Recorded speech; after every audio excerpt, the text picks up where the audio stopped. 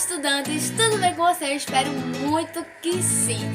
Bom, gente, o meu nome é Maria Eduarda Ferreira e eu estudo na escola na atividade Saldanha. Eu sou do 8º ano, então esse assunto, essa conversa que eu vou falar com vocês é sobre 8º ano. Então você que está estudando pro 8º ano aí e que não está entendendo o assunto que o professor está passando, relaxa o coração, bebê.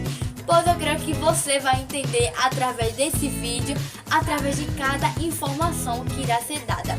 Meu professor de Geografia, gente, ele está com um projeto maravilhoso para aqueles alunos, no caso, os jovens, que sabem muito mexer no celular, sobre a tecnologia. Ele usou a tecnologia, gente, o celular, para ajudar outras pessoas através do celular que não está entendendo nada sobre a de geografia.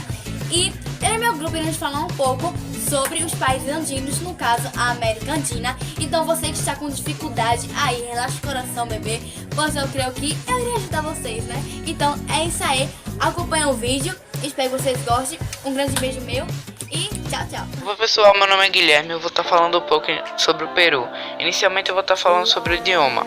O grande legado cultural do Peru antigo também se expressa na variedade de línguas nativas que consiste em seu território. O espanhol é o idioma oficial, utilizado em grande parte do país. Também são reconhecidos constitucionalmente o quechua, falando em várias regiões andinas com seus aspectos variantes, e o aimara, predominante no sul dos Andes. Vou estar falando também sobre as festas. A confluência de credos, costumes e vivências criou na vida do peruano cerca de 3.000 festas populares por ano. Festas de São Padroeiro, procissões, carnavais, rituais, expressão de fé a um deus e etc. Tem em especial um dos deuses que são a Pachamama, mãe da terra. Também vou estar falando sobre as músicas e danças. A música e dança sempre tiveram um papel importante na sociedade peruana, desde a época pré-colombiana.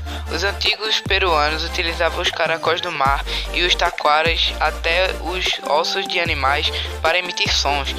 Dizem que os peruanos da cultura nazca foram os músicos pré-colombianos mais importantes do continente. Eu vou estar falando também um pouco sobre a culinária do Peru.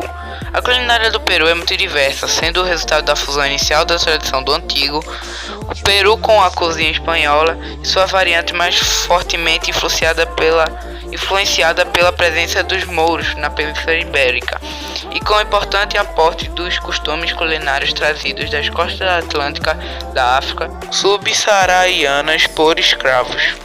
Eu tenho 3 exemplos de comidas peruanas feitas lá, que tem o ceviche peruano, que está na tela aí, o pão à la brasa, que também está aí na tela, e o arroz com mariscos, que é esse aqui. Eu tenho também aqui 2 monumentos históricos de lá, o Cusco e Machu Picchu. Eu vou começar falando sobre Machu Picchu, que foi construído no século XV sob as ordens de Pachacuti. O local é provavelmente o símbolo mais típico do Império Inca, que devido à sua original localização e características geológicas, devido à sua descoberta tarde em 1911, apenas cerca de 30% da cidade é a construção original. O restante foi reconstruído e as áreas reconstruídas são facilmente reconhecidas pelo encaixe entre as pedras. A construção original é a forma de pedras maiores e com encaixe com pouco espaço entre as rochas.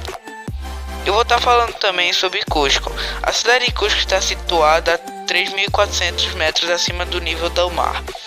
Era o mais importante centro administrativo e cultural do Tahuantinsuyo, ou Império Inca. Lendas atribuem a fundação de Cusco ao Inca Manco Cápac no século XI ou XII. As paredes de granito do Palácio Inca ainda estão lá, bem como monumentos como o Coricancha e o Templo do Sol. Depois do fim do Império em 1532, o conquistador espanhol Francisco Pizarro invadiu e saqueou a cidade. A maioria dos edifícios incas foi destruída a mando do governo espanhol com o apoio das igrejas cristãs. A maioria dos edifícios construídos depois da conquista é de influência espanhola, com uma mistura de arquitetura inca, inclusive a igreja de Santa Clara e de San Blas. Frequentemente são justapostos edifícios espanhóis sobre volumosas paredes de pedra construídas pelos incas. Eu vou dizer para vocês também outros exemplos de arquitetura inca lá no Peru. A fortaleza de Machu Picchu, como eu disse para vocês, que se situa no final da estrada inca, e a fortaleza Ollantaytambo, e a fortaleza Sacsayhuamán, que fica aproximadamente a 2 km de Cusco.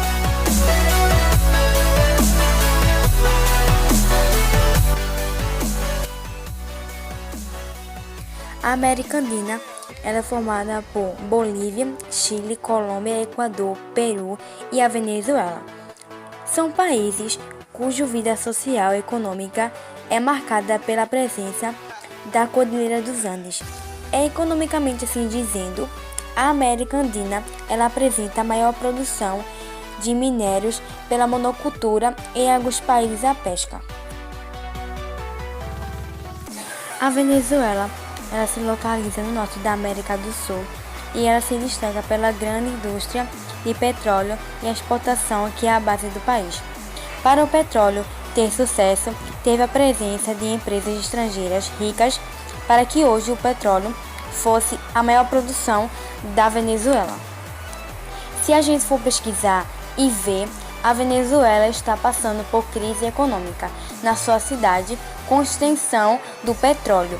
O próprio governo era para ajudar aquelas pessoas que moram em barracas e favelas e dar oportunidades para quem não tem condições de estudar, abrir novas empresas para que as pessoas possam estudar e também trabalhar para poder sustentar a sua família.